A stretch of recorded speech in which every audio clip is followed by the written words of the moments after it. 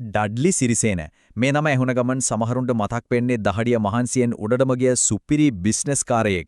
ඒත් තවත් සමහරුන්ට මතක් වෙන්නේ රටේම බත්පත පාලනය කරන සහල් මාෆියාවේ මොලකරු විදිහට. ඉතින් ඇත්තටම කවුද මේ ඩඩ්ලි සිරිසේන කියන්නේ? මේක තමයි ලොකුම ප්‍රශ්නේ. අපි හැමදාම කන බත්පතේ මිල තීරණය කරන අදිසි බලවේගය ඇත්තටම ඔහුද? අපි මේ කතාවේ මුලින් ඉඳන්ම හාරලා බලමු. පොළොන්නරුවේ ගොවි පවුලකින් පටන් අරගෙන අද මේ තියෙන දැවැන්ත බලය ගොඩනගාගත්තේ කොහොමද කියලා. මේ බලන්න එක පැත්තකින් පොළොන්නරුවේ ගොවි පවුලක පුතෙක් අනෙක් පැත්තෙන් කෝටි ගානක රෝල්ස් රොයිස් එකක අයිතිකාරයෙක්. හිතා ගන්නවත් බෑ නේද? ඉතින් කොහොමද මේ අහසයි පොළවයි වගේ අන්ත දෙකක් අතරේ මේ ගමන ගියේ? හරි. එහෙනම් අපි කතාව පටන් ගමු මුලින් ඉඳන්ම. මේ නැගී සිටීම පිටිපස්සේ තියෙන අභිරහස මොකක්ද කියලා බලමු. මේක ෆිල්ම් එකක් වගේ. හිතන්න අවුරුදු 14 දී ගෙදරින් තරහ වෙලා යනවා. යන තැනක් නැහැ. අන්තිමට ගරාජයක වැඩට යනවා. දවසම වැඩ කරාම පඩිය රුපියල් 5යි. ඒකෙනුත් 3ක් කෑමට ගියාම අතේ ඉතුරු වෙන්නේ රුපියල් 2යි.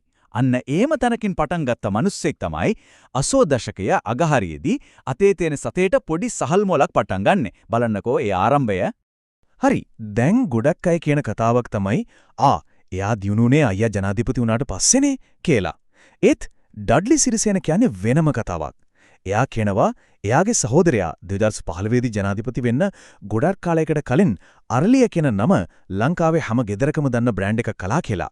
එයා ඒකට පාවිච්චි කරපු තුරුම්පුව තමයි නවීන තාක්ෂණය. ඒ කාලේ අනිත් අය පරණ විදියට හාල් කොටද්දී මෙයා ලොකු මැෂින් ගෙනල්ලා වැඩේ ස්වයංක්‍රීය කළා. ඒක තමයි ගේම් එක වෙනස් කරපු තැන. ඉතින් අර පොළොන්නරුවේ පොඩි මූලෙන් පටන් ගත්ත ගමන අද කොතනට ආවිල්ලද? අපි බලමු මේ අධිරාජ්‍යයේ සයිස් එක. හිතන්න එපා එයා තාම හාල් මුදලාලි විතරයි කියලා. නෑ. අරලියා කියන්නේ දැන් යෝධ බිස්නස් නෙට්වර්ක් එකක්. ලංකාවේ ලොකුම හාල් නිෂ්පාදකයා. ඔව්. ඒකට අමතරව නුවරඑළිය, පොළොන්නරුව වගේ තැන්වල තියෙන සුපිරි හොටෙල්ස්, කොළඹ උඩට යන ලොකු අපාර්ට්මන්ට්ස්, පැකේජින්, ඉංජිනේරු වැඩ. මේ හැමදේම එයාගේ. දැන් බලන්න මේ නම්බර එක. 30ක්. ඒ කියන්නේ ලංකාවේ සහල් වෙළඳ පොලෙන් 3න් එකක් විතරම තියන්නේ එයාගේ අතේ. හිතාගන්න පුළුවන්ද? ඒ බලය. කඩේට ගිහින් ගන්න හාල් කිලෝ 3න් එකක් එන්නේ එයාගෙන්. මේ අධිරාජ්‍ය දුවන්න කොච්චර සෙනගක් වුණද? 10000කටත් වඩා වැඩි පිරිසක් අද අරලිය සමූහයේ වැඩ කරනවා. ඒ කියන්නේ පවුල් 10000කේ බඩවියත රැකෙන්නේ එයාගේ බිස්නස් නිසා. තව දෙයක්. මේ බඩු හෙට මේට ගෙනියන්න වැඩ කරන්න සමාගමට විතරක් වාහන 500කට වඩා තියෙනවලු. බලන්නකෝ මේ ඔපරේෂන් එකේ විශාලත්වය. හරි. අපි මෙච්චර වෙලා කතා කළේ කාසිය එක පැත්තක්. දැන් අපි මේ කාසිය අනිත් පැත්තට පෙරලලා බලමු. එයාට එල්ල වෙන බරපතලම චෝදනාව ගැන කතා කරමු. සහල් මාෆියාව. මේ වචනේ හැමතැනම ඇහෙනවා නේද? සරලවම කිව්වොත් චෝදනාව මේකයි.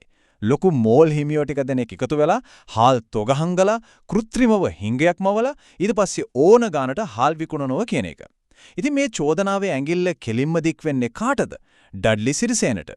එයාව හඳුන්වන්නේ මේ මුළු සෙල්ලමේම ප්‍රධානීය විදිහට.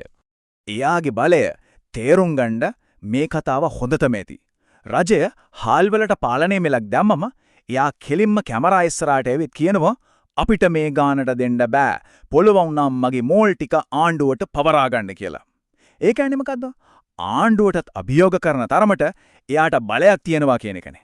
විපක්ෂයයි පාරිභෝගික සංවිධානය කියන්නේ එකම කතාවක්. ඒ තමයි ඩඩ්ලි සිරිසේන ගොවියවත් හාල්කන පාරිභෝගිකයවත් දෙන්නවම තමන්ගේ බිස්නස් එකේ වාසියට ප්‍රාණ අපේට අරගෙන ඉන්නේ කියලා. හොඳයි. මෙච්චර බලයක් එන්නේ කොහොමද? ගොඩක් අය කියන විදියට මේ ව්‍යාපාරික බලය පිටිපස්සේ තියෙන්නේ ඊටත් වඩා ලොකු දේශපාලන බලයක්. අපි ඒ ජාලය ගැන ටිකක් බලමු. මේක රහසක් නෑ. එයාගේ සහෝදරයා තමයි හිටපු ජනාධිපති මෛත්‍රීපාල සිරිසේන. එයාම පිළි අරගෙන තියෙන අයියාගේ දේශපාලන ගමනට සල්ලි වලින් උදව් කළා කියලා. ඉතින් චෝදනාව තමයි ඒ ආයෝජනයෙන් එයා බලාපොරොත්තු වෙන්නේ Tamanගේ බිස්නස් එක ආරක්ෂා කරගන්න කියන එක. ඒ බලය කොච්චරද කියනවනම් කවුරු ආණ්ඩු කළත් ඩඩ්ලි එක හැපෙන්න බෑ කියලායි කියවෙන්නේ. හරි. දැන් අපි කතාවේ පැති දෙකම දැක්කා. එහෙනම් අන්තිමට කවුද මේ ඩඩ්ලි සිරිසේන?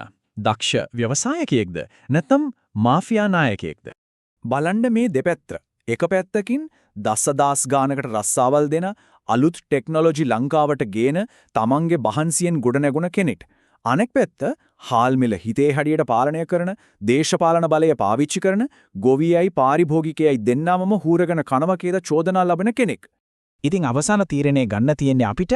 ඩඩ්ලි සිරිසේන කියන්නේ අපි අනුගමනය කරන්න ඕන ආදර්ශයක්ද නැත්නම් රටේ වෙළඳපොළට ලොකු තර්ජනයක්ද?